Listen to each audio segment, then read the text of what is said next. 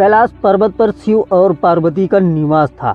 एक दिन जब संध्या का समय था, शिव और पार्वती कैलाश पर्वत के एक शांत कोने में बैठे थे।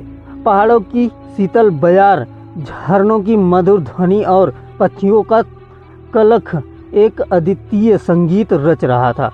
पार्वती ने अपनी मोहक मुस्कान के साथ शिव से कहा, हे महादेव, मैंने सदा से सुना है कि आप अर्धनारीश्वर रूप में हैं, जहां आप आधे शिव और आधे पार्वती हैं। कृपया मुझे इस रूप के रहस्य और महत्व के बारे में बताइए। शिव ने अपनी आंखें मूंदी और एक गहरी सांस ली। उनकी दृष्टि में असीम शांति और ज्ञान की चमक थी। उन्होंने कहा, पार्वती, अर्धनारीश्वर रूप केवल एक प्रतीकात्मक रूप नहीं है, बल्कि इसमें गूढ़ तत्व ज्ञान छिपा हुआ है। यह रूप सृष्टि के मूलभूत सिद्धांतों का प्रतीक है। यह रूप दर्शाता है कि पुरुष और स्त्री, शिव और शक्ति एक दूसरे के बिना अधूरे हैं। यह रूप हमारे अस्तित्व की एकता और दैत्य का प्रतीक है। पार्वती ने उत्सुकता से पूछा, महादेव, कृपया और विस्तार से बताइए। शिव ने अपनी तीसरी आंख को खोला और अपनी योग शक्ति के माध्यम से पार्वती को समय की यात्रा पर ले गए। वे दोनों पौराणिक काल में पहुंच गए, जहां उन्होंने देखा कि सृष्टि के आरंभ में जब कुछ भी नहीं था, केवल अंधकार और शून्यता थी। उस शून्यता से आदि शक्ति का उदय हुआ। आदि शक्ति ने अपने अर्ध भाग को शिव के रूप में और दूसरे अर्ध को शक्ति के रूप में विभाजित किया। इस प्रकार अर्धनारीश्वर का जन्म हुआ। शिव ने कहा, पार्वती, यह रूप यह दर्शाता है कि प्रत्येक प्राणी में दोनों ऊर्जा, पुरुष और स्त्री, यिन और यांग का समावेश होता है। यह संतुलन ही सृष्टि के हर जीव की आत्मा का मूल है। यह रूप सिखाता है कि हमें एक दूसरे के पूरक बनकर रहना चाहिए, ना कि एक दूसरे के विरोधी। पार्वती ने शिव की बातों को ध्यानपूर्वक सुना और फिर पूछा, महादेव, यह रूप तो अद्वितीय है, परंतु इसका प्रकट होना कैसे हुआ? शिव ने पार्वती को बताया कि एक बार सृष्टि के रचयिता ब्रह्मा ने यह निर्णय लिया कि संसार में सृजन की प्रक्रिया को सुचारू रूप से चलाने के लिए उन्हें शिव और शक्ति दोनों की आवश्यकता होगी।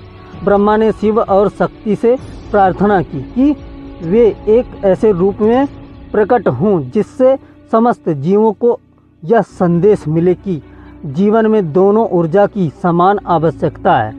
शिव और शक्ति ने ब्रह्मा की प्रार्थना स्वीकार की और वे अर्धनारीश्वर रूप में प्रकट हुए। इस रूप में शिव के एक अर्ध भाग में वे स्वयं थे और दूसरे अर्ध भाग में शक्ति। यह दृश्य देखते ही ब्रह्मा ने उनकी स्तुति की और संसार में इस अद्वितीय रूप की महिमा का प्रसार किया। कैलाश पर्वत पर लौटते हुए पार्वती ने शिव से कहा, महादेव, आपकी कथा ने मेरे हृदय को ज्ञान से भर दिया है।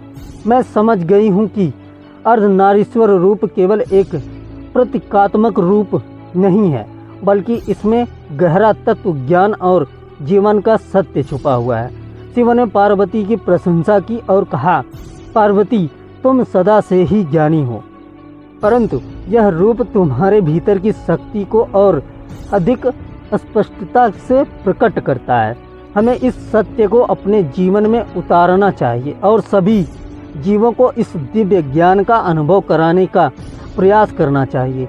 पार्वती ने शिव की बातों को मान लिया और उन्होंने मिलकर यह निर्णय लिया कि वे इस अद्वितीय ज्ञान को जन जन तक पहुंचाएंगे। उन्होंने विभिन्न माध्यमों से इस सत्य का प्रसार किया। योग, ध्यान, कला और संगीत के माध्यम से धीरे धीरे यह ज्ञान समस्त मानवता तक पहुंच गया और लोग अर्धनारीश्वर रूप के महत्व को समझने लगे। शिव और पार्वती ने मिलकर समाज में स्त्री और पुरुष की समानता और उनके आपसी सहयोग का महत्व समझाया।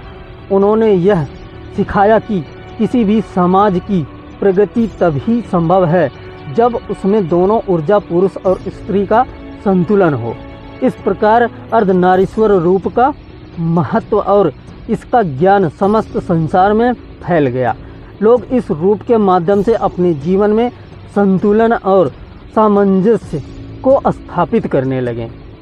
अर्धनारीश्वर रूप ने मानवता को यह संदेश दिया कि हम सभी एक दूसरे के पूरक हैं और एक दूसरे के बिना अधूरे हैं।